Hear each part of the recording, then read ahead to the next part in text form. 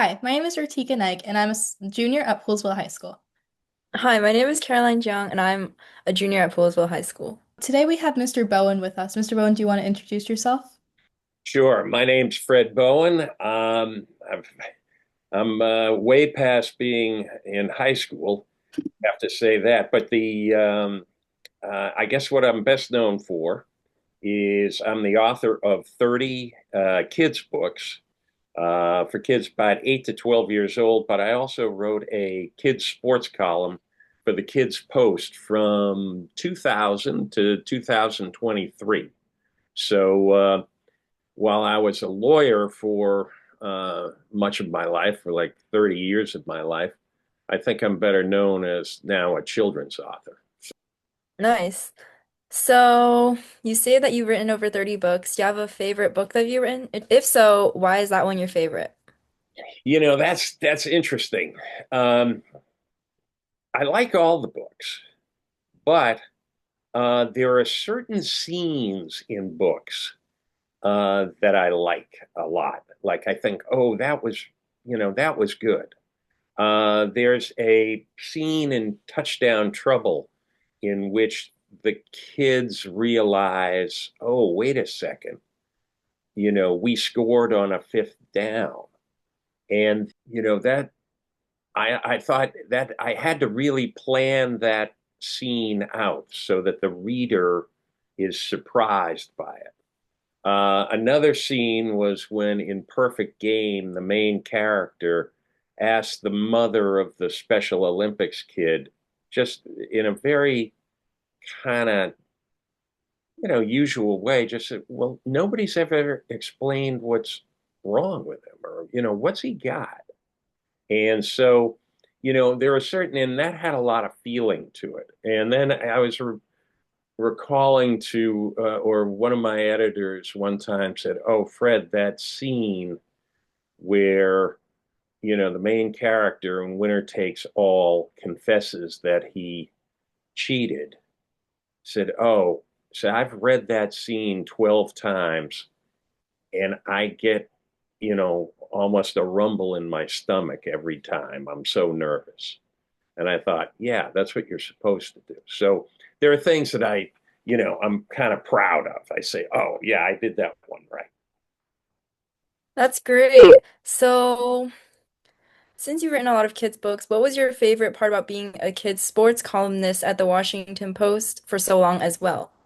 Well, one of the things that was really great about it, and actually, I have a younger sister who realized it and said it to me one time. She said, "Oh, you get to talk about things that are happening." In other words, I was thinking about this. I was thinking about like during the U.S. Open, there was a tennis. There was this dust up about one of the players getting mad at oh, what's her last name is Thompson, but that she won the match and she thought she had been a poor sport about it. And I probably would have written a column about that. In other words, it was kind of made to order for me. And it just seemed that it was a good example of misunderstanding, that the woman who was making the accusation probably, in fact, she said later, English is not my first language. So there may have been a miscommunication, but everybody was so fast to like take somebody's side and say, oh, she's this, she's that, that it was a good example that part of being a good sport is not jumping to conclusions. In other words, like, oh, you meant this. Well, maybe not. And that sometimes it's good to what to assume the best of everybody. And just say, yeah, she was sort of upset. She lost the match. She was disappointed. She said some things I wish she hadn't said, but I don't think she really meant it that much. And just let it go. And that's kind of where the two young women came out. So that was my favorite part about being a columnist for so long was that I got to talk about things that everybody was talking about. The other thing that I really loved about being a columnist was that I I could write about sports history. I could explain to kids that something like this has happened before, and that um, it's a I don't want to say educate. That sounds kind of oh, I'm up here and the readers are down there. But it is a way to educate kids about the athletes in the past and how the games they see now are just really a continuation of something that's been going on for 75, 100 years. Yeah, definitely. I really liked what you were talking about with like the lady, and I think that that's something that Caroline and I can like definitely relate to in our lives of like not judging people immediately by like what we see. And then like going on with that, are there any like lessons that you've learned from like being like a sports columnist, like besides that, that you would want to share with other people? Well, I think that's more, it's not so much of being a sports columnist as being just, you know, being around for a long time and just sort of seeing things. Now, I'm not saying I always do that. We all have biases and we all sort of jump to conclusions. And certainly now with social media, and my joke is always, why do they call it social media? It doesn't seem very social. I mean, everybody's barking at each other. And that usually, and one of the things about writing for a newspaper that is good is that you have the discipline of having to think things out, and you really haven't thought something out unless you can write about it and explain exactly what you think about it. And lots of people will tell me, well, gee, I don't know what to write. Well, that means you haven't thought it out, that it's the thinking it out that's the hard part. The writing part, once you've decided what it is you think, is really not as hard as the thinking part. And when I was a lawyer, I remember I'd sometimes be sitting in my office and I'd have like a yellow pad and I'd sort of have a, pencil or, pen. And I'd be sitting there. It looked like I wasn't doing anything. And I remember somebody came in and said, Fred, what are you doing? I said, I'm thinking. I find that it helps, and they sort of laughed and said, yeah, we're lawyers. We probably should be thinking. So, um, yeah, I think that the, so I guess what I'm saying is that,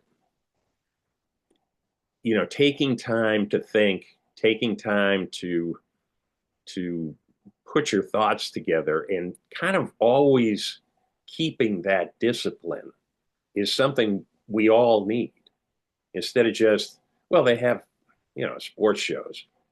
Oh, this is my hot take on this. Who cares? But are you going to, it's just kind of what I feel right now. And that's, I don't think is the way to approach things. Yeah, definitely. That's interesting. Since you mentioned being a lawyer, after studying history and working as a lawyer, what made you decide to shift gears and start writing books?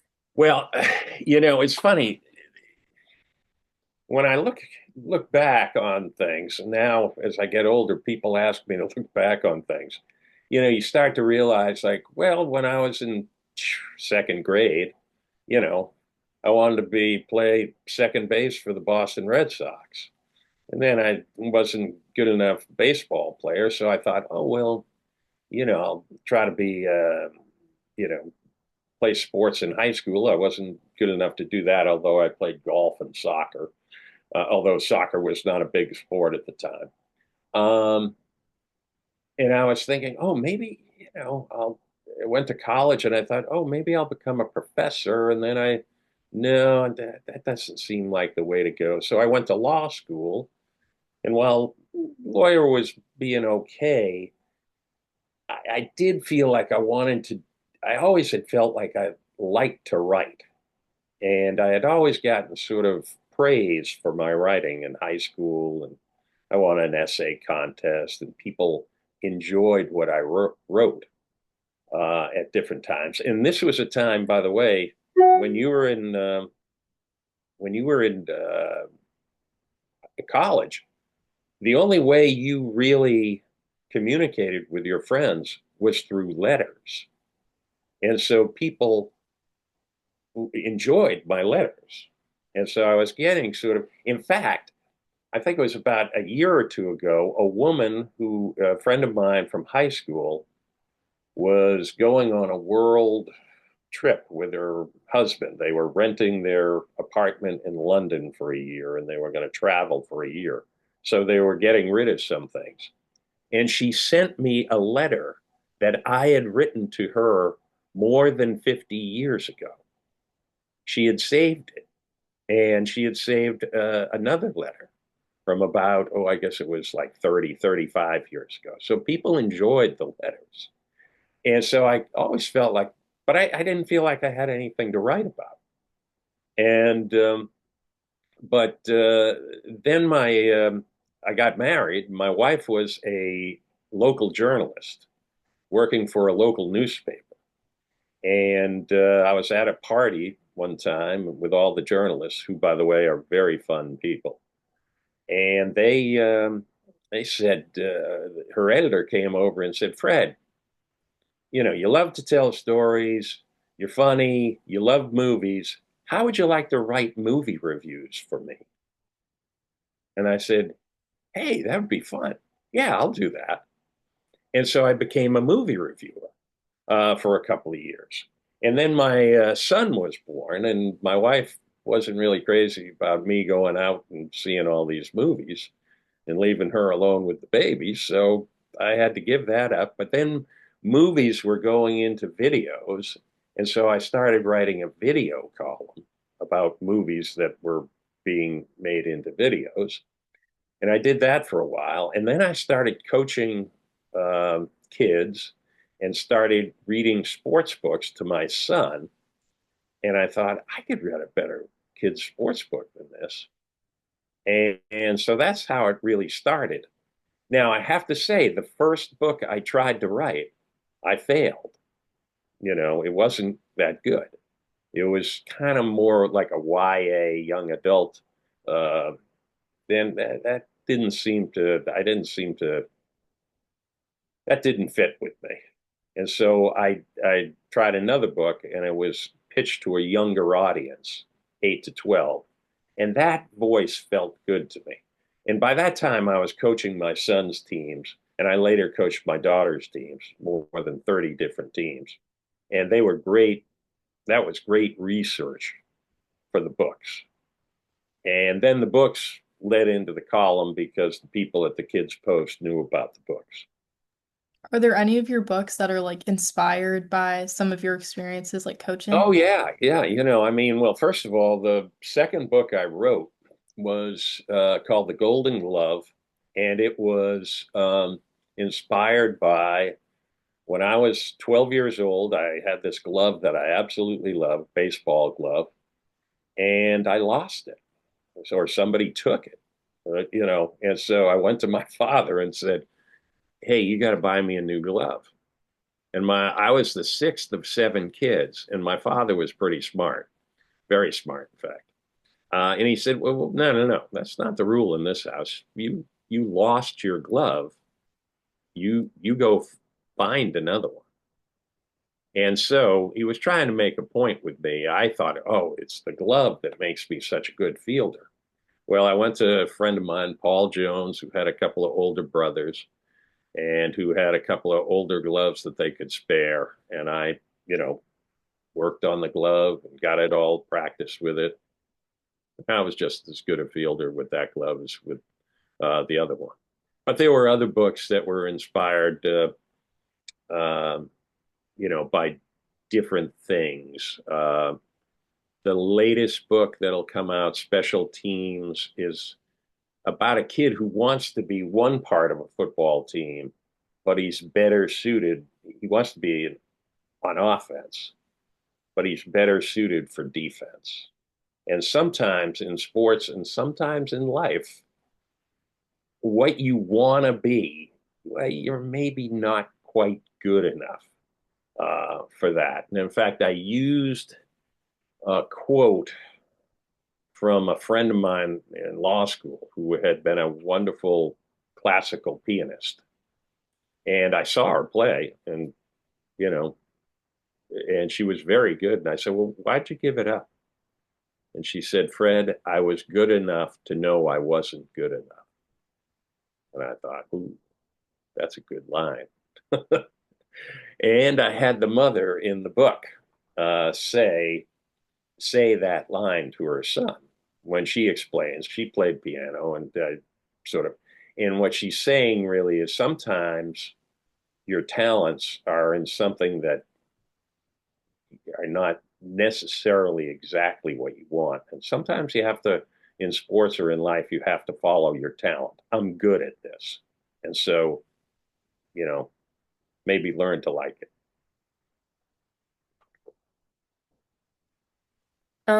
So how can kids take things they love, like sports, art, or music, and turn them into stories? How would you Well, tell kids? I think one of the things that you have to start with any sort of writing is I always say that kids writers are usually people who, when they were kids, were very aware. They noticed things. They were noticing what was going on and stuff. Like I have a granddaughter, and she's very observant. She, if you, and my son was the same way when he came back from kindergarten one day and he says, I know all the teachers' names and their room numbers. In other words, he just sort of took it upon himself he knew all that stuff. You know, he was observing a lot of things. And so there are people who can, children's writers are usually people who, when they were kids, were very observant. And they are people who have good memories and recall those observations. But the first thing that starts with any kind of writing is you have to observe, you have to be noticing things and kind of tucking them away and thinking, oh, it's sort of like that line that friend gave me. Oh, I was good enough to know I wasn't good enough. I thought, well, that's a terrific line. That's I got to use that somehow. Um, Now I had nothing to use it in, but I always, remembered that line and also told it as a story, just telling a story, and was kind of saving it for the right spot. And I think, you know, so that's observing and remembering, and then once you start to, you know, trying making your memories and stuff into stories, that's when, a certain amount of imagination comes in and you have to learn how to kind of move the characters around. And a lot of that comes from reading. In other words, if you're reading stories all the time, and I used to read, or I still do read a lot, mostly nonfiction. But I also, when I was a movie reviewer, I would go to like 100 movies a year. And so you're always looking at narratives. And my wife used to joke. She'd say, "Oh, it's great to go to the movie with Bo because he can remember the whole movie." I could say, "Oh, remember that scene, and then it led to this scene." But if you watch a really good movie and one that has a story and not just blowing things up and stuff, you'll see how, oh, one scene goes to another scene, which goes to another scene, so you start to get sort of watching all those narratives. You start to, oh, I see how a narrative gets put together. So in fact, I have something here. I was just looking for something. Oh, where was it? And it's somebody, a great writer, what was her name? Anne Lamott said most stories, all right, most stories are A, B, D, C, E. All right. A is action. You start with action, something that's going to grab the attention of the reader. B is background. You start to fill in the background of the characters. You start to explain who's in this story. Why are they, who are these people? And then D is development. You kind of develop those characters and you start to develop the story. Then you come to a big scene, which is the climax, and then you sort of wrap it up at the end, the ending. And what I notice with a lot of less experienced writers is they want to write to the big scene. And so they go too fast. What you have to do is to write your story in a way that the reader wants to get to the big scene. In other words, you develop it and you time it so that, oh, don't try to get to it too fast. Get to it so that they're turning the page, saying, oh, what's going to happen? And a lot of that comes from outlining and pre-writing your story. And that's with the books. You mentioned earlier that like you were when you were writing your first book, you initially like wrote it and it was more targeted towards like a young adult audience, but then like that one didn't work out so well and then you rewrote it again. I was wondering how you knew that you wanted to be a children's author and you didn't want to be an author for like a different age group. Well, I think one of the things, it's almost like a feel thing. Um, I think that, like with the young adult book, and it's not that I rewrote that book; it's that book just failed, and I used like the beginning of the book for I think it was my fourth or fifth book, um, but I sort of rewrote it and worked it in there. But I think it's more of a feel thing. In other words, with young adults, there are certain issues like in high school, like particularly uh, romance issues and interpersonal issues, which are a little bit more complicated. And to be honest with you, I didn't feel like I handled those things particularly well. Whereas with like 10-year-olds, I was coaching them and I kind of knew what they were about. And particularly like a lot of my readers, quite frankly, are boys, some girls, but who are really interested in sports. And if you'll notice, all the characters, for the most part, in my uh, books are those kids. They are interested. Sports are important to them. If somebody is like saying, who cares? Well, they have to care about the sport and what's going on. And so that made, you know, and I could recall that when I was 10, 12 years old, I really cared about, uh, my teams and my performance, during the games and things like that. So um, that was, so I felt more comfortable with those kinds of characters. So, since you've been a coach, lawyer, columnist, and author, are there any skills from any of those jobs or careers that have helped you as an author of books now? Well, the interesting thing is the whole lawyer thing. It was probably very helpful. In fact, I know several former lawyers who are kids authors. And I think that some of the skills that you pick up being or are needed to be an attorney are also helpful to be an author or a writer.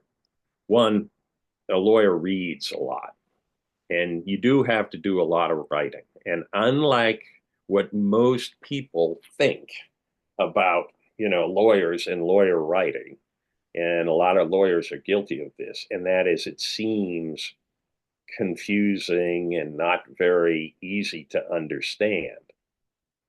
I think actually very effective legal writing is much simpler to understand. You're trying to simplify things. So you're saying, for example, I did some appellate work, which is you appear in front of three judges and you make arguments and things like that.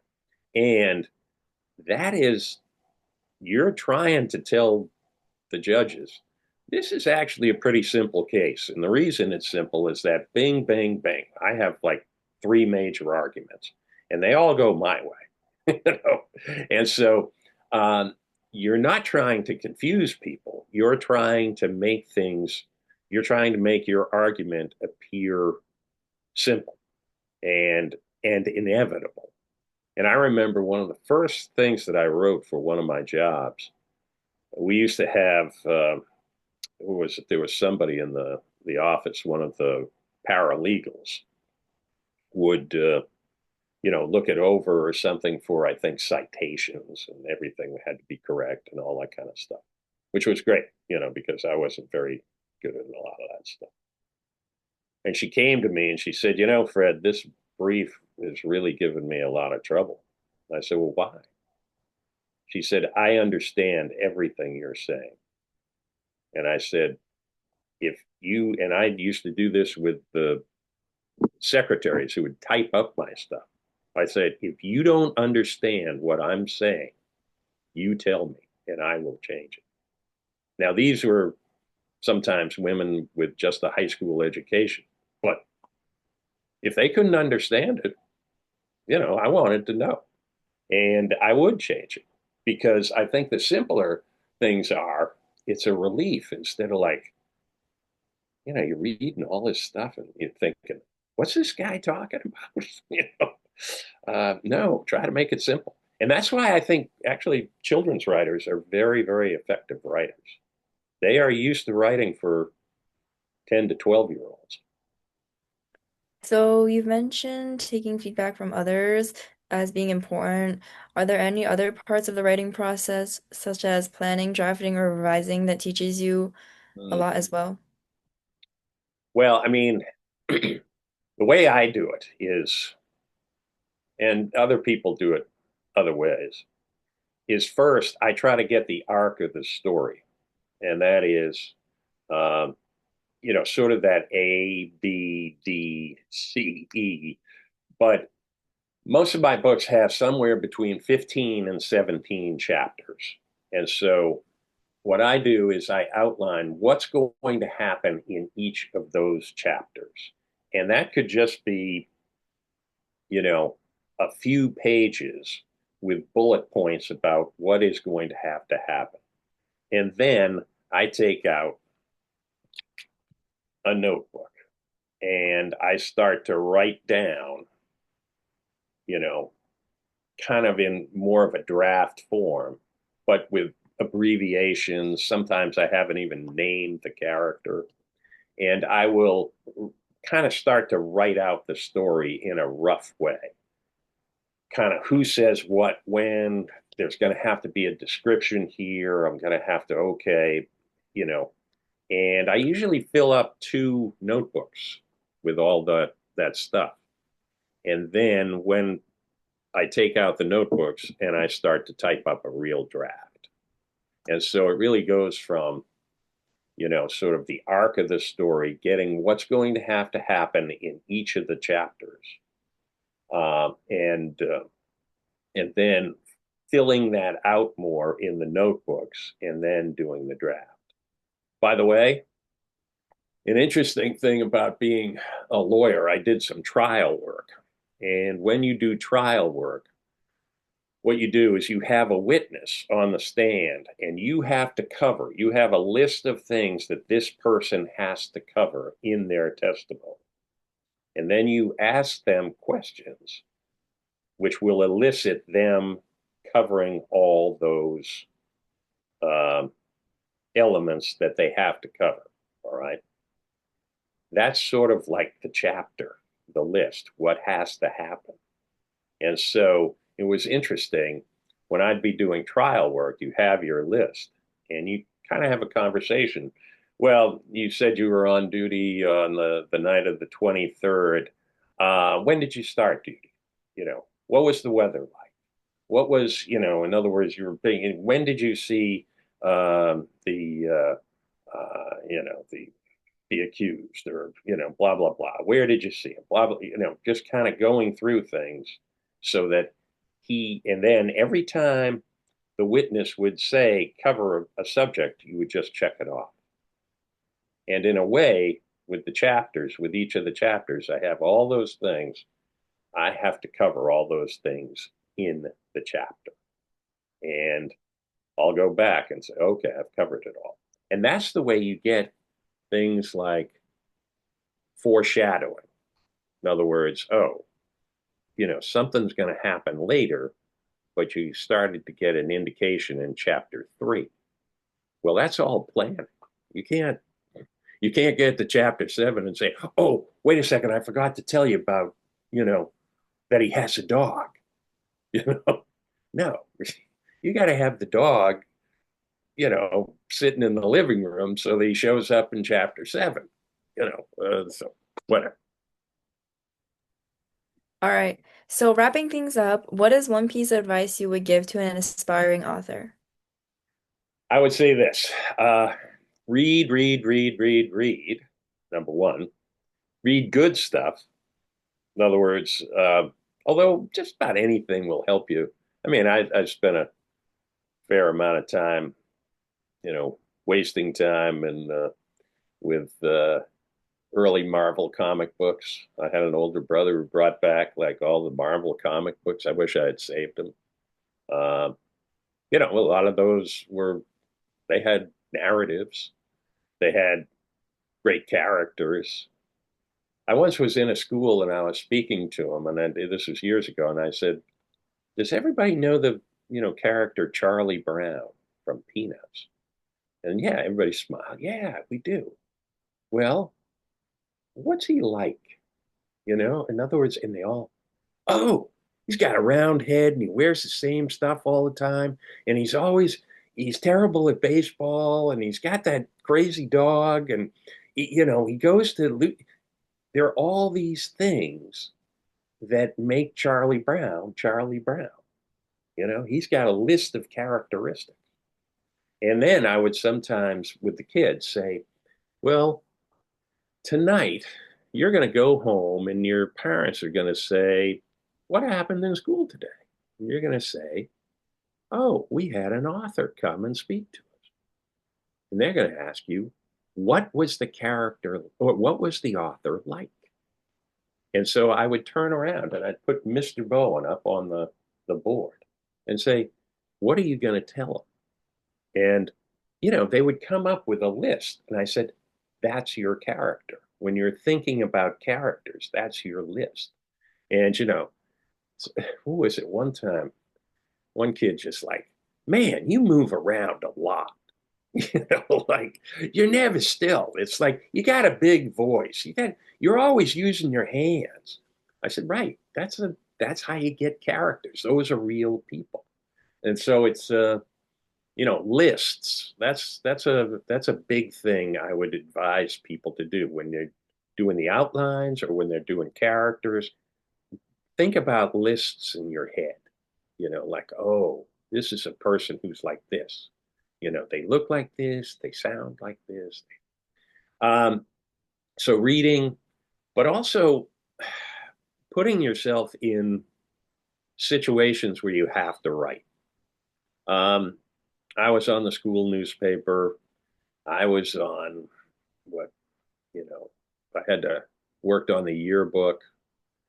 Sometimes you had to write up something about, we used to have to do yearbook things, you wrote up for every kid in the class, 305 kids.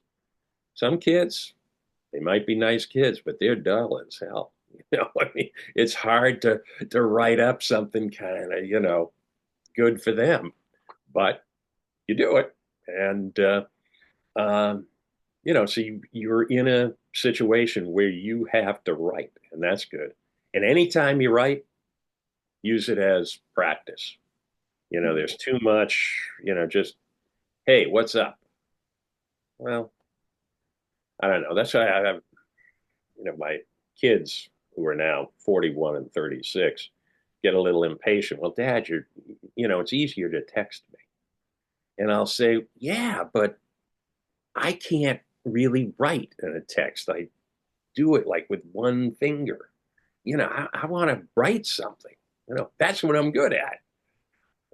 And so emails and things like that. And who was it? I just wrote a letter to my brother Tom on his birthday. Tom is 83 and he's in a nursing home. But I said, Tom, you're the dean of the Bowen brothers, and you're the only Bowen brother who ever. And I listed these things. And one of my other brothers saw him recently and he said he had the letter framed. In other words, he liked it. And so, you know, that's, and it's fun. It brings pleasure to you, it brings pleasure to other people. So, yeah, it takes practice, but after a while, you realize, oh, I can do this. Yeah. Yeah, absolutely. Thank you so much for Thank you meeting so with us much. Oh, today. We you really guys had enjoyed a lot of it. fun. Hey, and great Yeah. questions. Thank you so much for joining us for Elevate the Future's Dream Job Diaries, episode number 3 with Mr. Fred Bowen. Please join us next month for our following episodes. See you next time.